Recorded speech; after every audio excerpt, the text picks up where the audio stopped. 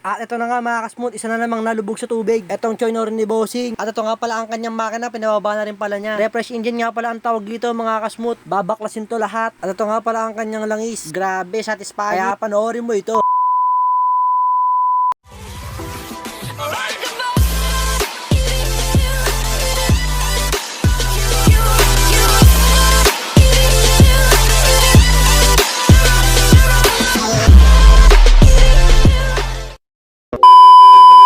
So ayun mga kasmut, ang pagbabalik. Meron nga pala nadala dito sa ating shop ng Choy Nori. Ito nga pala ay nalubog sa baha. Kaya meron na naman tayong gagawin na galing sa baha. Kaya ito ipapakita ko nga pala sa inyo ang kanyang makina. At ito na nga mga kasmut, ang kanyang makina ay talaga namang napakadumi na naman. Refresh engine nga pala to mga kasmut. Kaya babaklasin ko na to kaagad. Kaya let's go na! At ito na nga mga kasmut, natanggal ko na ang kanyang karburador. Ayan, ipinapakita ko nga pala sa inyo itsura ng kanyang makina. Ibababa nga pala natin yan mga kasmut. Kaya ito, pinakita ko muna sa inyo ang kanyang karburador. Kaya hindi ko na patatagalin to mga kasmut. Paghihiwalayin ko na nga pala to kagad. Itong makina niya, ibababa ko na. Kaya ano pa to? Syempre, hindi natin patatagalin to mga kasmut. Let's go! At ito na nga pala mga kasmut, namaba ko na kagad ang kanyang makina. Kaya ayan mga kasmut, pinapakita ko nga pala sa inyo na sobrang dumi niyan. At ito nga pala ang Choy Nori ni Bossy. Nakahiwalay na. Kaya ito mga kasmut, pinapakita ko nga pala sa inyo ang kanyang makina dahil sobrang dumi talaga. Mamaya dilinisin agad natin yan mga kasmut. Kaya ito, ipapakita ko sa inyo kung gaano kadumi yan mula harap hanggang likod hanggang ilalim. O baka naman ikaw, ganito na rin ba ang itsura ng makina ng Choy Nori mo? Kaya panoorin mo kung gaano kalinis mamaya to. Let's go! Yeah, boy.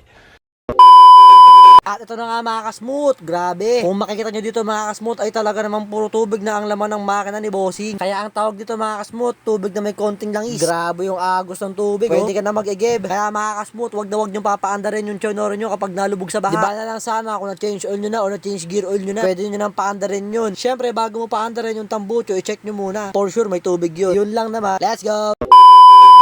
So ito na mga kasmut, nabaklas ko na nga pala lahat. Buti na lang dumating yung tropa kong mekaniko. Kaya mapapabilis kami dito kasi dalawa na kami. At ito na nga mga kasmut, ayun nalaglag na. Ito na mga kasmut, tignan natin kung sira ba ang kanyang camshaft. At ayun nga mga kasmut, meron siyang tama talaga. Kaya ito mga kasmut, isa din to sa nakakabagal. Kapag kasira na ang camshaft nyo, magiging takbo na lang ng Choy Nori nyo kundi 20, 15 hanggang 25. Tapos hirap pang umakyat sa tulay. Kaya kung ganun nararanasan mo, alam mo na. Walang iba kundi itong camshaft sira na. Kaya yan mga kasmut, kung makikita nyo, talagang malalim na ang pagkatama niya, uka na. So yun lang naman mga kasmut. So yun mga kasmut, shoutout nga pala dito sa tropa kong mekaniko ay talaga namang maaasahan. Message nga lang pala kayo dyan mga kasmut. At anong mga motor kayang gawin yan. Malupit yan tropa ko na yan. Kaya let's go!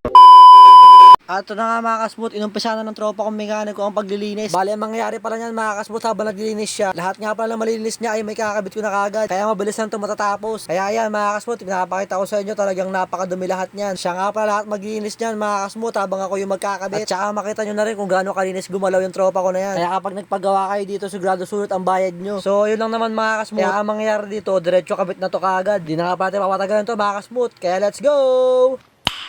Nice. At ito na nga mga kasmut, nakabit na agad natin lahat. So ito na nga yung sinasabi ko sa inyo mga kasmut ay napakalinis na ngayon. Kaya kung babalikan mo yung video kanina, siguradong napakadumi nun. Talagang malaki yung pinagkaiba nila. Kaya yan, kung makikita nyo sa tappet cover niya ay aluminium na rin ang kinabit ko. Kumbaga wala nang bulukan yan. Bulok na yung makina mo pero yan, hindi mabubulok yan. At ito nga pala ang kanyang karburador, oh. Malinis na rin pala yan mga kasmut. Kaya ikakabit agad namin to. So yun mga kasmut, akabit na namin yung makina ni Bossing. Kaya ito mga kasmut, iti-testing namin talagang gumagana yung push-shirt ni Bossing. Hindi kasi yung gumagana mga kasmut. Wala din nga palang battery yung Choy Nori ni Bossing. Buti lang, meron kaming panester. Kaya ito na. Okay pre. One push. Grabe, sobrang smooth ng makina. Oh. Gawang smooth yan. So ngayon, ikakabit na natin yan mga kasmut para mabidyo na rin natin. Okay, let's go!